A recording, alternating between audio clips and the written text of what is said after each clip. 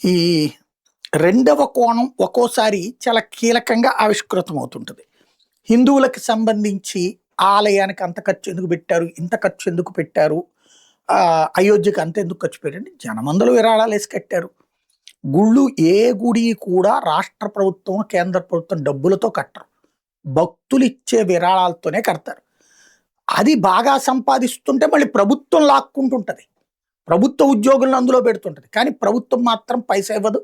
దాంతో కొంతమంది ప్రభుత్వ ప్రతినిధులు తిని బతుకుతారు ఆ దేవుడి మీద. ఇది ప్రాక్టికల్‌గా ఈ దేశంలో ఉన్న విచిత్రమైనటువంటి సెక్యులరిజం. అది పక్కన పెడితే గుడి అనేది ఒక ఆర్థిక కూటమి కూడా. ఎందుకంటే అక్కడ వెళ్ళే భక్తులు కొనేటటువంటిది పళ్ళ, పూల, అగరత్తుల ఇవన్నీ. పూలు ఇవన్నీ కొన్నప్పుడు అక్కడ కొంతమంది దాని మీద ఉపాధి పొందుతారు. అట్లాగే గుళ్ళో ఏసే విరాళాల కారణంగా అర్చకులు, అక్కడ ఉన్నటువంటి ఇతర సంభారాలు అవన్నీ మోయించేటటువంటి వాళ్ళు, ఇతర కార్యక్రమాలు చేసేవాళ్ళు దాని మీద బతుకుతారు. ఇదంతా ఒక ఆర్థిక వ్యవస్థ. కొన్ని వందల కుటుంబాలు ఒక గుడితో లింక్ అయి ఉంటాయి.